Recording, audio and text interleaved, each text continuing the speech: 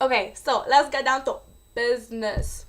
I was gonna make a video for today, and I was supposed to get my material ready from last week and the weekend and to prepare it all for tonight and just edit it and like make it really, really cool. But that did not work out for me because I had other shit going on. I had a lot of projects because it was the last week of school. And then I finally saw my best friend, whom I haven't seen since January 3rd, if I'm like calculating correctly. But I finally am making a video, and it's going to be kind of different. It's Ask Shelly. Okay, so you can ask me anything. And I posted on my Tumblr and my Facebook page, not on my Twitter, because like no one really replies to me on Twitter because I'm a loser.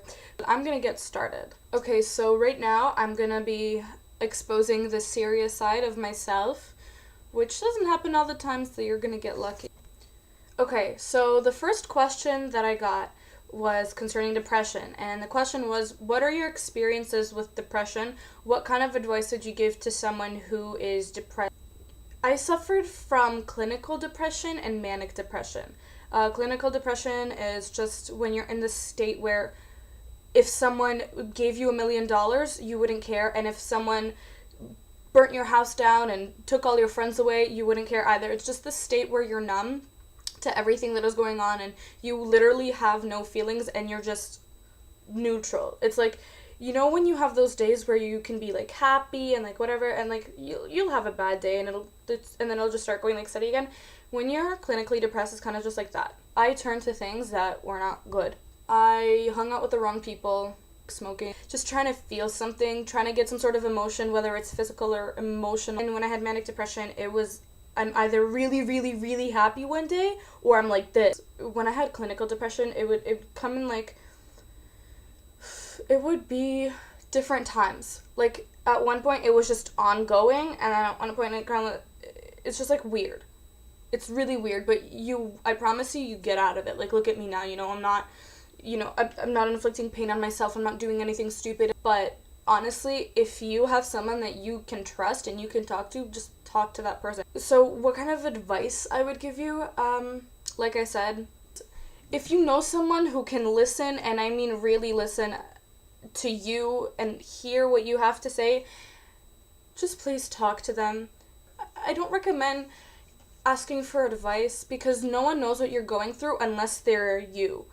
All you need to really do is just let out your emotions. If you need to cry, cry. If you need to scream, if you need a punching bag to punch the shit out of to get your anger out, or just try to do something that will get you out of that state. And people are always going to try to cheer you up, and it will work. You will crack a smile, you will laugh, giggle a bit, but you can be in such a deep, dark place where you can't even pretend anymore. Writing helped me a lot. When you write your emotions down in an artistic form, like I used to write books, I guess you could say, like short stories, and I would have people read them sometimes, like close friends, and sometimes I'd post them on Facebook notes and whatever, and I got a lot of good attention for it. And I guess when you get recognition for something that you're proud of because it is true to you, then it makes you feel better, and then that kind of gives you a sense of hope, whether it's getting out of this hole that you're in or just anything like that. And it's just something positive that can happen in your life. So I recommend letting your emotions out, whether it's singing, and singing helps. I guess you just need to have that alone time. Have like, if you're a girl or if you just like relaxation and masks and stuff, have a spa day by yourself. You can obviously have a friend with you, but when you're by yourself, you can think and you can just release all of the negative and the things that are making you upset. Just release from your body. You can obviously get pills, but I don't recommend that, because if anything, you will get addicted, and as soon as you get better through these antidepressants, you will become more depressed and more prone to be depressed and suicidal and all of these things. Like, that's why I don't recommend taking any pills that you get prescribed. Like, nothing. Just don't do it. I don't recommend it. I've seen people who are just more stable when they're off pills than when they're on them. Relax and breathe, I guess. And if you have no one that you can talk to at school or in your family, you can always talk to me. I know I'm a stranger, but let's be real here. I won't judge you for anything. So if you ever just need to talk to me about something, I will be there for you as much as I can. I have a life, but when I don't, I'm either on Tumblr or on tweeting on my BlackBerry because I'm cool like that, but just you can talk to me. Self-esteem and relationships. Now this obviously wasn't precise. There was no actual question, but when it comes to self-esteem, the best advice I can give you for that is not caring what anybody thinks. And it might be hard because you obviously care what people think. When you wake up in the morning, you think, what am I going to wear? When you think that, do you think about it for yourself? What are you going to wear to make yourself look good for yourself and feel comfortable for yourself? Or are you doing it to impress somebody? To make someone be like, wow, you look good. Everyone has that point where they want to do something to themselves, but for somebody else to get that recognition. Everyone has that. I'm telling you, even people who won't admit it, they will go through that. And it's not a big deal, whatever. But you can't be that on that consistency of, I care what this person thinks about me, so I'm gonna dye my hair blonde because they like blondes. You just don't care what people think because you will just feel so much more like relaxed and careless. Like the other day, my friend messaged me saying these two girls are talking shit about me, blah, blah, blah. And I'm like, okay, cool. And she goes, well, how would you feel when someone talks shit about you? I'm like, I don't care. Because the people who talk shit about you aren't your friends and they're not your family.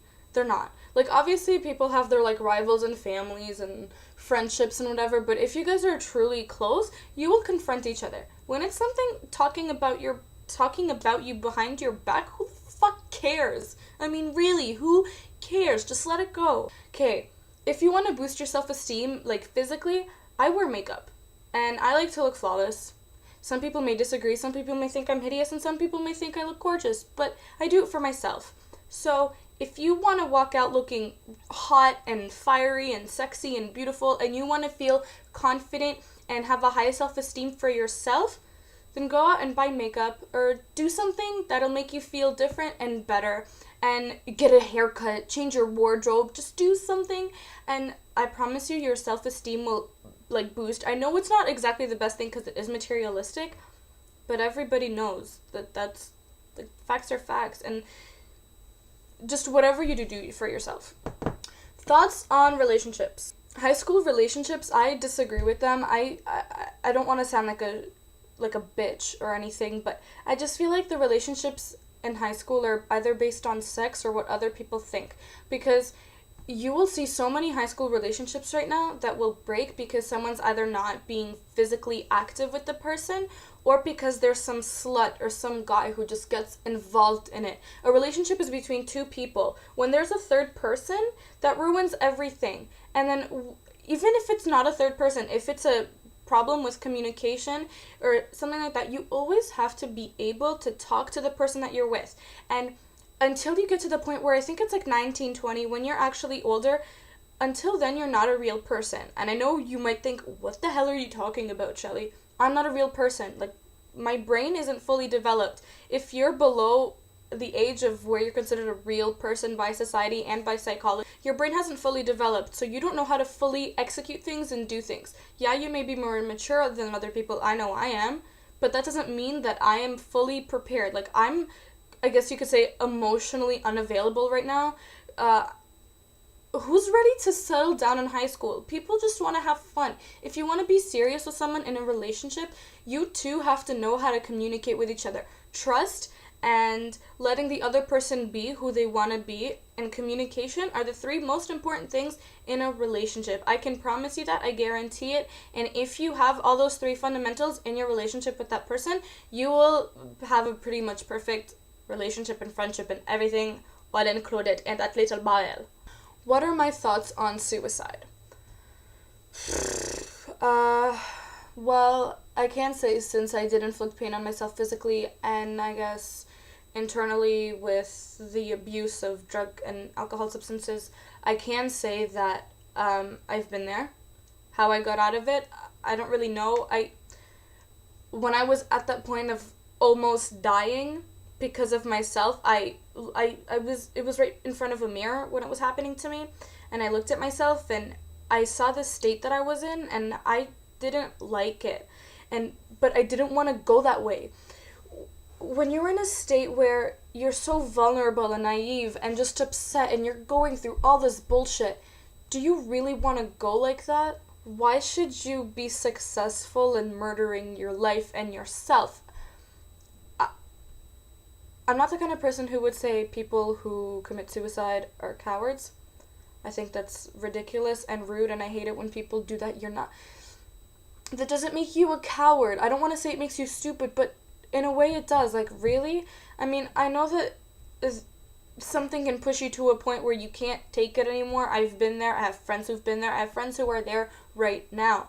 But you get out of it. It's just like any negative emotion and feeling and state and situation. You will get out of it. There's no point in just ending it because you don't know what to do anymore. I find it extremely disrespectful when someone who passes away because they did it to themselves, when people say, oh, that person was a coward, they should have dealt with life and grabbed it by the hands and, I mean by the neck, whatever. I don't know, like, grab the bull by the horns, that kind of expression. It's hard, but I don't think suicide's not the answer. Self-pain infliction, I don't know, I sound like an idiot right now, but that's not the answer. Hurting yourself, killing yourself, hurting others, not the answer. It's not, ever. No. Don't do it. Stop. Thank you for watching. I hope you guys have a great week.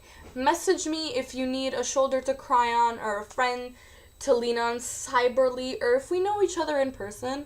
Why are you not talking to me if you have issues? Anyways, okay. I'm out. Bye, guys. Love you all, you beautiful strangers. Mwah.